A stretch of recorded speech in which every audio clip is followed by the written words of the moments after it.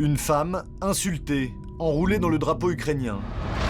Dans ses mains une pancarte avec écrit en russe « Je suis un agent des forces ukrainiennes, je tue vos enfants ». Cette photo, publiée dans le New York Times, a été prise à Donetsk il y a un mois. La ville est contrôlée par les séparatistes pro-russes. L'homme à la Kalachnikov derrière elle est l'un d'entre eux. Qui est cette femme, humiliée en public? Que s'est-il passé ce jour-là? Pourquoi a-t-elle été arrêtée? Nous sommes partis sur ses traces. Donetsk, il y a quelques jours. Plus de bombardements depuis le cessez-le-feu entre les rebelles pro-russes et l'armée ukrainienne, mais les hommes en armes sont toujours là. Voici Mauricio Lima, l'envoyé spécial du New York Times. C'est lui qui a pris la photo. Je passais par ce rond-point et je l'ai vue de ce côté, juste là.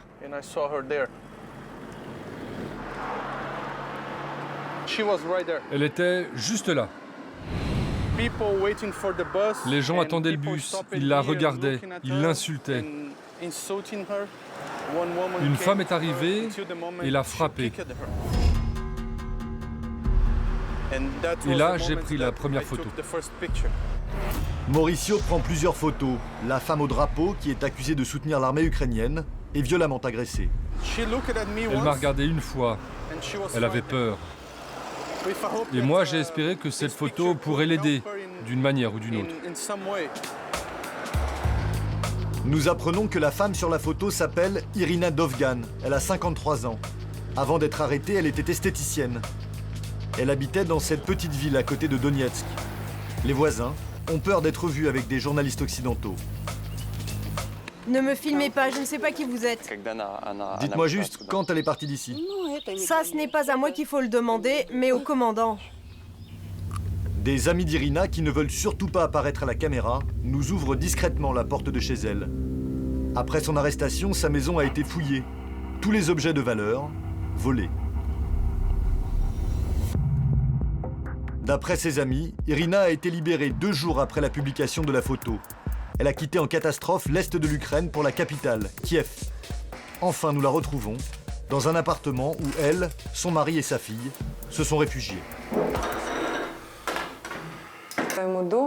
Bien sûr qu'on regrette notre maison et notre jardin, mais on se sent bien ici. Irina a été prise le 24 août chez elle. Pourquoi? Là encore, c'est une histoire de photo. En pleine guerre entre les pro-russes et l'armée ukrainienne, un ami à elle se fait arrêter.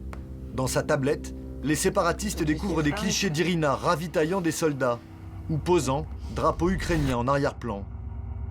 Irina et quelques amis soutenaient ouvertement le régime de Kiev. Nous prenions soin des soldats ukrainiens parce que c'était dur pour eux. Chacune donnait des couvertures, des coussins, toutes sortes d'affaires. Les rebelles pro-russes mettent peu de temps à la localiser. Elle est arrêtée et torturée pendant 4 jours. Je les suppliais de me tuer, de ne plus me torturer. Toute la journée, je leur demandais de me fusiller, de me tuer. Je leur disais, si je suis coupable, tuez-moi, mais ne me faites pas souffrir. Puis, ils l'amènent sur une place de Donetsk, enveloppée dans un drapeau ukrainien. C'est là qu'est photographiée la scène du New York Times. Il y avait ce journaliste qui faisait des photos.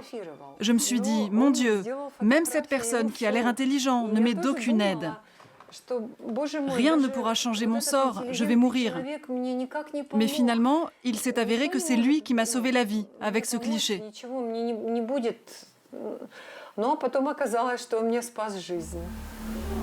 Effectivement, dès la publication de la photo, un responsable des rebelles vient la voir dans sa cellule et lui annonce qu'elle est une star sur Internet. Mauvaise pub pour le mouvement séparatiste. Elle est relâchée dès le lendemain. Le jour de sa libération, une autre photo est prise. Irina a le visage marqué et un hématome sur le bras. Mais ses blessures sont bien plus graves. Tous les matins depuis un mois, elle se rend à l'hôpital de Kiev.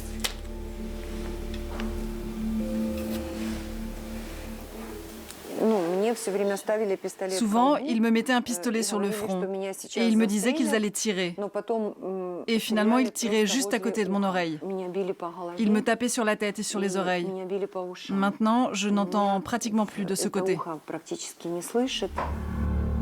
La photo d'Irina ne l'a pas seulement sauvée à Donetsk. À Kiev, c'est une star depuis que son histoire a été racontée, l'égérie des Ukrainiens loyalistes. C'est une femme courageuse. Son histoire me fascine. On va essayer de l'aider pour que sa santé s'améliore.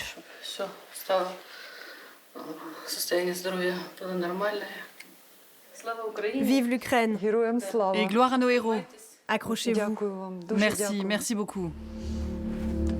Une popularité dont Irina compte bien profiter. Le lendemain, elle se lance dans sa nouvelle vie, la politique. Elle vient de se porter candidate aux prochaines élections législatives. Et elle n'a pas choisi sa circonscription par hasard. Direction Slaviansk, dans l'Est, à côté de chez elle. À quelques dizaines de kilomètres de là où se trouvent encore ses bourreaux. Ici, je n'ai pas peur.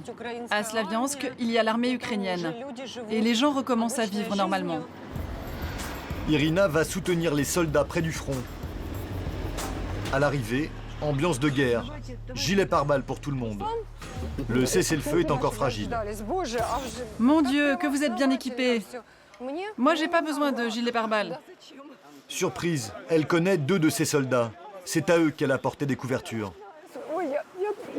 Je suis si contente de vous voir. Jamais je ne pensais vous revoir. Non, je n'en ai pas besoin.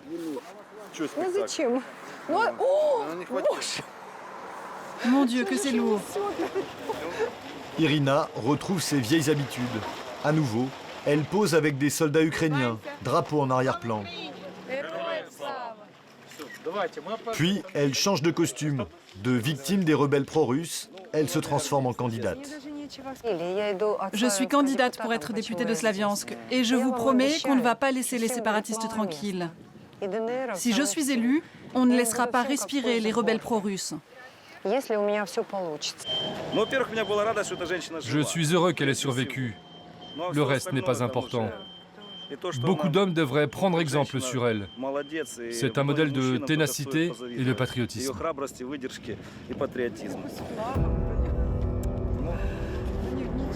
Sur le chemin du retour, Irina réalise que sa maison n'est qu'à 20 km de là, mais qu'elle ne pourra pas y aller. Trop dangereux. Je voudrais dormir dans mon lit, me laver dans ma baignoire, m'essuyer avec ma propre serviette. Je veux manger dans ma vaisselle, cuisiner avec mes casseroles. Je veux sortir dans mon jardin le matin et manger une pomme de mon arbre. Mais tout ça, je ne peux pas le faire parce que c'est la guerre. Et je ne suis pas coupable de ça.